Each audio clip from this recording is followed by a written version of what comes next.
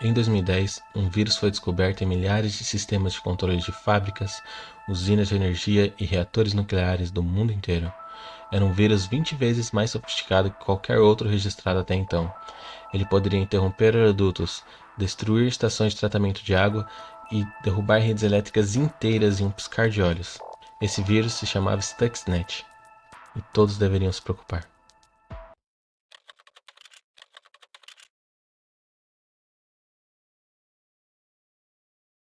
Em janeiro de 2010, inspetores da Agência Internacional de Energia Atômica estavam visitando a fábrica de enriquecimento de urânio de Natanz, no Irã, quando perceberam que as centrífugas que são usadas para enriquecer urânio com gás estavam quebrando sozinhas, centenas delas, uma após a outra.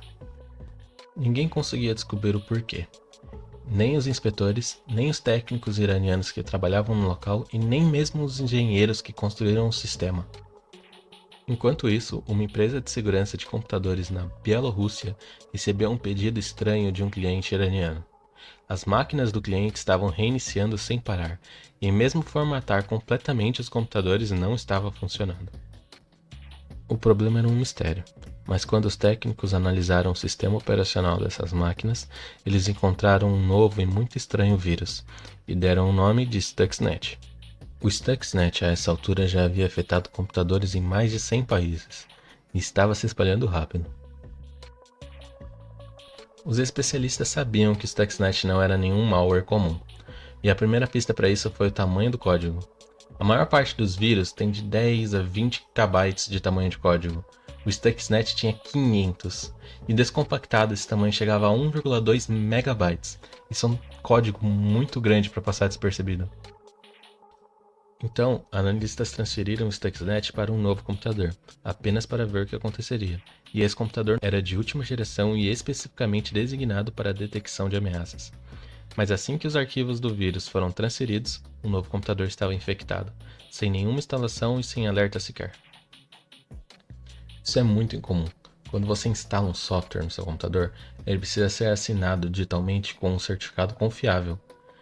O desenvolvedor fornece um certificado que seu computador verifica com fabricantes como Apple, Logitech, etc. A maior parte dos vírus adultera a assinatura para enganar o sistema operacional e permitir a instalação. E isso, na maior parte das vezes, é detectável. O seu antivírus te dá um alerta como esse aqui. Mas o Stuxnet não fazia isso. Eram certificados válidos, roubados de duas empresas confiáveis, JMicron e Realtek. Quando os criadores do Stuxnet fizeram isso, eles queriam ter certeza que o vírus seria instalado silenciosamente. E se alguém se preocupasse em olhar o certificado, não se importaria, porque ele era válido. Roubar uma assinatura digital válida não é nada fácil. A segurança ao redor é nível filme de ficção científica. Eles tiveram que fisicamente roubar o certificado de dentro dessas empresas. O código mostrou que assim que o Stuxnet infectou um computador, ele começou a sondar o sistema, procurando por unidades flash, pendrives e outros dispositivos de armazenamento. E por causa dos certificados, o Windows simplesmente o deixava fazer isso. O que os especialistas em segurança haviam descoberto é um dos mais raros e perigosos tipos de vulnerabilidade de software. E foi nessa época que eles passaram da curiosidade e surpresa e começaram a temer por suas vidas. Look, I'm not suicidal. If I show up dead on Monday, it wasn't me. O que eles haviam descoberto é chamado de Zero Day Exploit, uma vulnerabilidade conhecida apenas pelo desenvolvedor que a descobriu, que não fala nada sobre ela e pode vender no mercado negro por até milhões de reais. 1 em 1 milhão de vírus tem uma dessas. O Stuxnet tinha 4. Isso nunca havia acontecido antes e desde então não aconteceu de novo.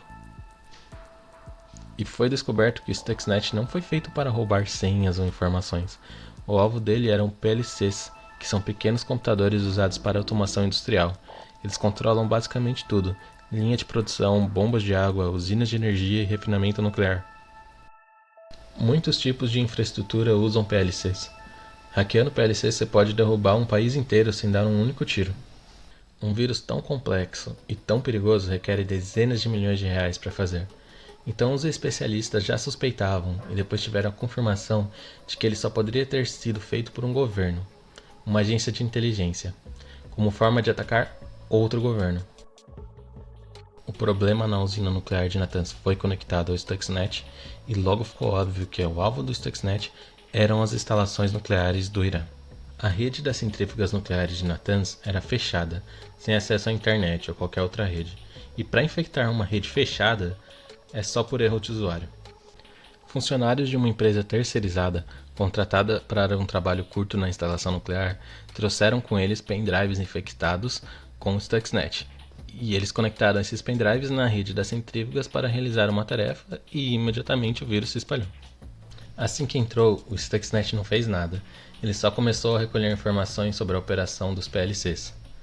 Mas 13 dias depois, ele começou a mudar a velocidade das centrífugas a cada 15 minutos, uma hora mais rápido, uma hora mais devagar, e normalmente isso é algo que um técnico perceberia rapidamente, mas ele estava usando as informações que coletou sobre os PLCs antes para reportar que tudo estava normal. E devido a essas mudanças frequentes de velocidade, o equipamento enfraqueceu e, eventualmente, quebrou. O vírus também estava mexendo com a alimentação de energia, fazendo com que algumas centrífugas explodissem. Essas ações geraram uma reação em cadeia que estava destruindo a instalação inteira, e os operadores nem conseguiam interromper facilmente as máquinas, porque o Stuxnet desabilitou aquele botão vermelho de stop. As pessoas que fizeram o Stuxnet haviam pensado em tudo, e para que ele fosse tão efetivo, não foram apenas programadores, mas também pessoas experientes em instalações nucleares. Ao todo, o Stuxnet destruiu mais de 1000 centrífugas. Isso regrediu o programa nuclear iraniano em anos. That I will do everything in my power to prevent Iran from acquiring nuclear weapons. That is not merely an Israeli interest, it's an American interest, it's in the interest of the entire world. Na época, Israel e os Estados Unidos suspeitavam que o Irã estava desenvolvendo armas nucleares e usando o programa nuclear civil como fachada. Então várias sanções foram levantadas, tentando persuadir o Irã a diminuir o avanço do seu programa nuclear. Mas nada funcionava. Apesar de alguns problemas e algumas mortes bem suspeitas de cientistas iranianos, o avanço continuava. Então, como último recurso antes de uma intervenção militar, a NSA, a CIA e o recém-formado Comando Cibernético dos Estados Unidos lançaram a Operação Jogos Olímpicos, uma campanha de intrusão e sabotagem do programa nuclear iraniano. Oficialmente, nenhum país admitiu a criação, mas através de vazamentos da NSA, é seguro afirmar que o Stuxnet foi desenvolvido pelos Estados Unidos com a ajuda de Israel. It's an act of war. Please, let's be frank here. Países estão constantemente espiando e hackeando uns aos outros, mas o Stuxnet foi a primeira vez que se tem conhecimento de que um país proativamente desenvolveu um vírus que era capaz de causar dano físico a outro país. Se um reator nuclear poderia ser destruído por dentro, quais outros danos o Stuxnet ou outro vírus similar poderia causar? Se você derruba uma rede elétrica ou uma rede de abastecimento de água, muita gente vai morrer. E o Irã não viu isso como um simples ato de espionagem, viu isso como um ato de guerra. Em resposta, o Irã rapidamente montou um dos maiores grupos de hackers governamentais do planeta e foram ao trabalho. Eles atacaram a maior companhia de petróleo do mundo, destruindo cada computador que eles tinham. 30.000 HDs foram totalmente apagados, linhas de telefone caíram e e-mail offline. Depois foram atrás dos bancos, atacaram o Wells Fargo, o PNC e o Bank of America, derrubaram sistemas bancários ao redor do mundo todo. Ataques a PLCs já haviam acontecido antes, mas foram ataques por hackers normais ou por funcionários insatisfeitos. Quando você tem os recursos de países inteiros sendo usados para ataques cibernéticos, o mundo se torna um lugar muito mais perigoso. E o código do Stuxnet vazou. Se você sabe o que está fazendo, pode pegar o código, fazer umas mudanças e pronto, agora você tem um vírus extremamente sofisticado para usar como quiser. Ou seja, o Stuxnet foi a melhor arma cibernética que os Estados Unidos já desenvolveu e eles deram isso para o mundo de graça. Tá, não foi de graça para o Irã, mas para o resto do mundo foi. A usina nuclear de Natanz tinha os melhores profissionais, sistemas de segurança excelentes e foi derrubada facilmente. Mas a maior parte das indústrias não tem nem de perto uma segurança dessas. Infraestruturas no Brasil e no mundo, algumas rodam com software de 30 a 40 anos de idade.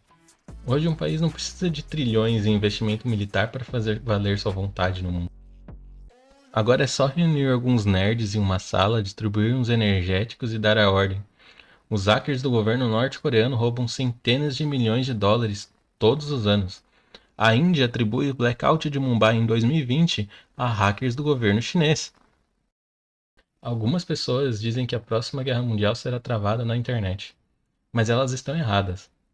Essa guerra já começou, ela está sendo travada ao nosso redor, pode ter passado até pelo seu computador e você não fez nem ideia.